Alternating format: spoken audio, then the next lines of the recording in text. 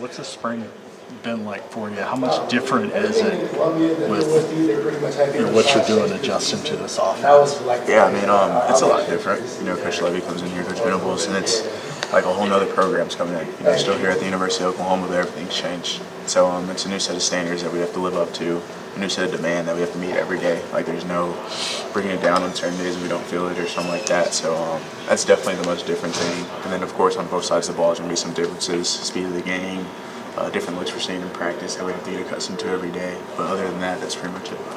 You mentioned the differences.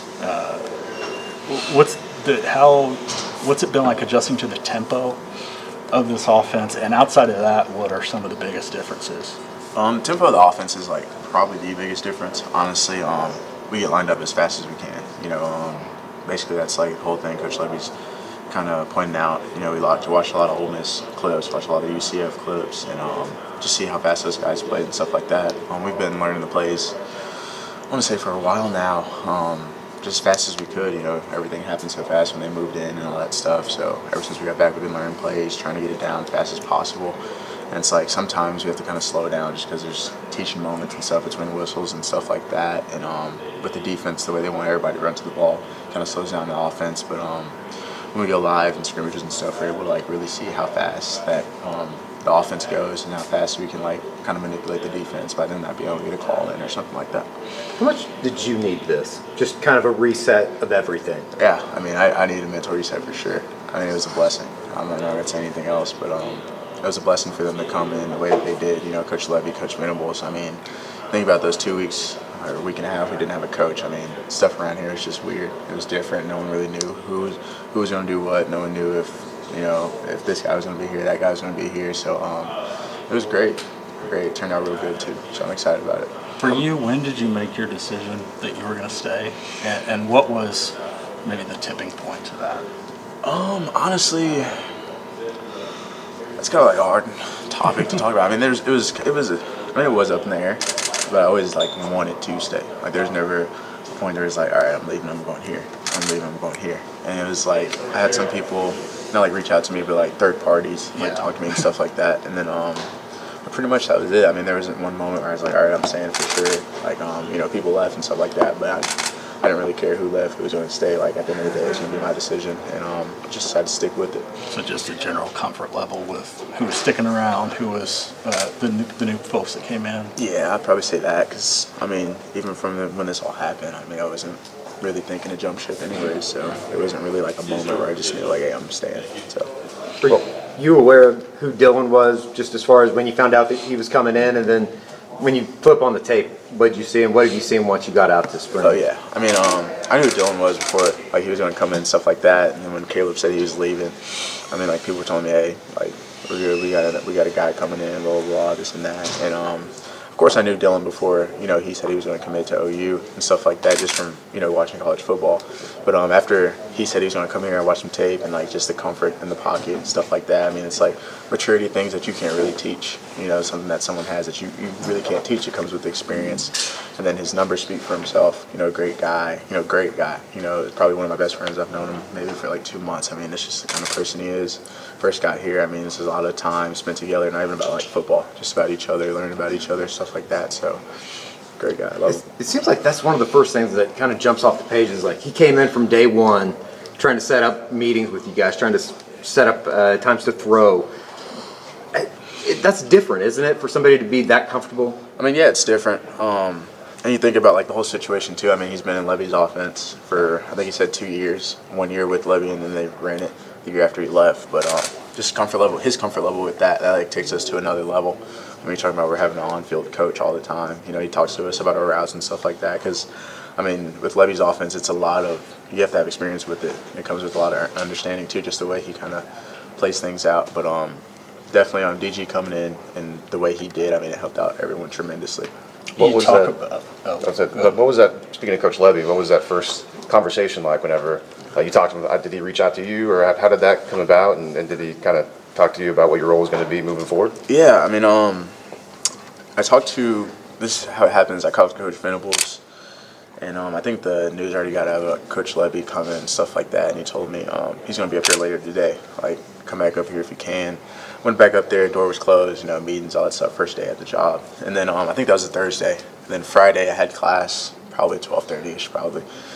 And then he called me in class. I was like, should I leave class and answer the phone or what? But he texted me like saying it was Coach Lebby and to come by afterwards. So went upstairs and stuff, new coaches. I mean, we had new strength coaches up there. I didn't even know. Like, it was crazy. I mean, 2 weeks, everyone's leaving.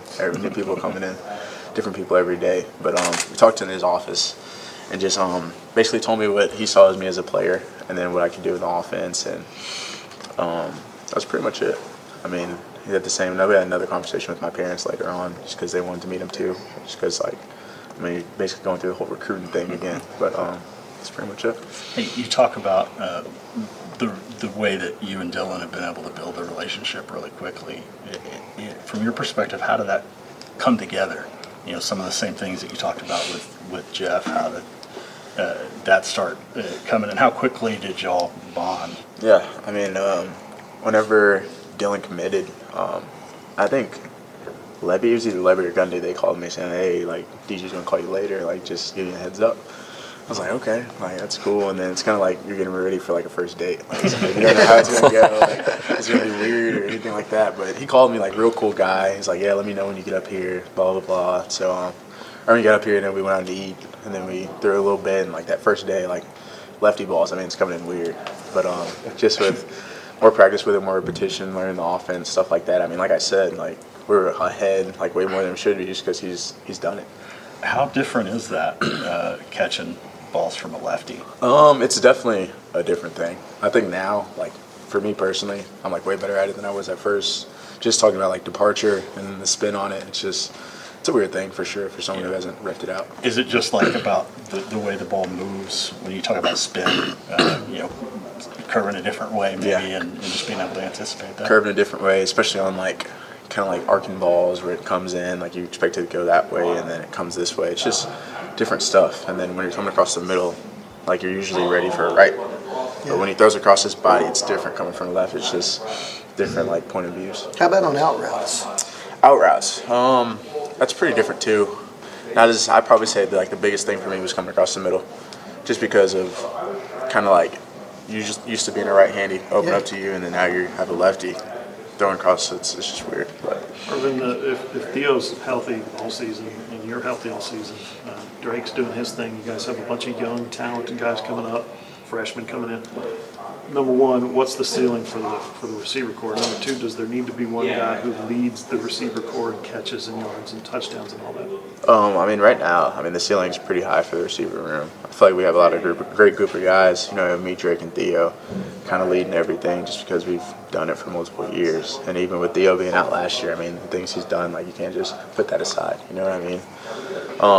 I've led the team in receptions and not receptions but yards and stuff for the past 2 years. But at the way this offense is going, the way it looks, how fast we're playing, there's mismatches all over the field. You know what I mean? Anybody could do some one game or the other, but that's kind of the thing with this offense, just a freedom with it. I feel like it complements different people, and some people they can move around everywhere and just exploit different areas. It's definitely one thing I'm seeing out there right now.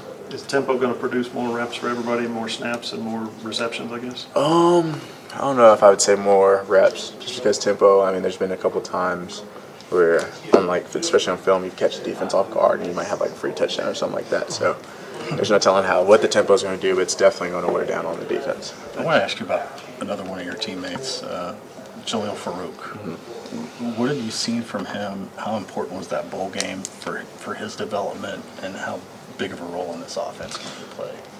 With Jaleel, the bowl game was huge for him. You talk about a spark of confidence going into his sophomore year, and then he was real close with Caleb, and then Caleb jumping ship. No one really knows what's going on with him, and he says he's going to stay. He's come in. The biggest thing with him is probably, to me, that impresses me is his physicality and his mindset when he's out there playing football. That's one thing that you can't really teach at all, and he does it every day. He makes sure that the person on the other side of the ball feels it. Coach Gundy said that Jaden Gibson is kind of surprising so far. What have you seen him on the field? From your perspective, what have you seen from him as coming in first time, early enrollee? Yeah, I actually hosted Jaden Gibson on his visit. So yeah, cool kid. But He's a cool guy. Definitely a good guy. He's really long. 6'5", long figure, long arms, long legs. Kind of thin, but I mean, I've been thin ever since I've been in college, so it's not that big of a deal. But yeah, great guy, great route runner, great catching. With him, it's going to be experience, how fast he can pick stuff up. But at the end of the day, I mean, he's coming in at an advantage because we're all learning offense. And, at the same time, he still has to get used to college football. So, Have you been picking your brain a little bit? Because, I mean, you had a pretty big role your first year, and I'm sure he probably wants the same kind of thing. So has he been maybe talking to you a little bit more maybe than you would expect, or how's that been going? yeah, he's definitely more of a talkative type of guy. He's not really reserved as I was when I first got here. I mean, he's pretty out there with his words and stuff, always talking to people and stuff like that, which is good for him. How unique is hosting somebody on his visit when he probably knows more about the incoming staff than maybe even you do? Yeah, that was one thing we actually talked about. Because I think it was a Friday I had him, and then Saturday I had Nick Evers, a quarterback. And I told both of them, I was like you can ask me anything. Like, I'll be honest with you, but I mean, as of right now, because I talked to Lebby. That was that day. Yeah. And then that night he's like, yeah, we need you at this recruiting dinner. And I'm like, I talked to Lebby once. Like, you know more than I do. So Because you have seen kind of the shift in staffs, has it been surprising how quickly the new staff has, I think, kind of developed a pretty strong, it seems like a pretty strong relationship with the players? Normally I would say it's a surprise, but especially the way Coach Venables came in his first team meeting before his whole ceremony thing in the indoor. I mean, I don't really see it as much as a surprise as people probably would on the outside. He really came in with kind of like a mindset he was going to get everybody's attention. I mean, everyone had his attention the first day. And then you bring in Coach Schmitty with all his stories and stuff like that. I mean, no one's going to try him. So this relationship with all the new coaches, I mean, I'm talking to defensive coaches, all the GAs, all the former players that were here. I mean, they're all coming back and just picking their brain. I mean, that's really what you can do. I mean, you talk about Curtis Lofton. Like, I'm talking to him every day. Him, Josh Norman, Ryan Young, 3 great guys. Caleb Kelly's still here. He knows what we've been through, so he can relate to us in that way. And that's probably that's the thing I enjoy the most. People that have been where I'm trying to go and people that come back to, like, pour more into us. I think that's, like, the coolest thing, for sure. Main message with Schmitty, just basically bide your time and pray until June starts. Yeah, I mean, we'll see how the summer workouts go, but I feel like we did pretty good for the winter ones. Receiver room a little crowded nowadays? No, it's Everybody really jammed in there with one coach? it's Inside, outside? It's different for sure. Sometimes he'll be talking to the slots, sometimes he'll be talking to the outsides. So that's probably the biggest difference for me because instead of getting consistent coaching throughout the whole meeting, it's kind of like everywhere. But I mean, that's not really that much of a big deal, honestly. I mean, in the slot right now, you have me and Drake, and we've been doing it forever, like building off each other and stuff like that. And outside, you have Theo and Jaleel. Jalil's still growing into that role, but Theo's been out there. So I feel like on the field, we have a lot of good coaches, like player coaches. So. Thanks, Marvin. Thanks, man. Appreciate it, Marvin.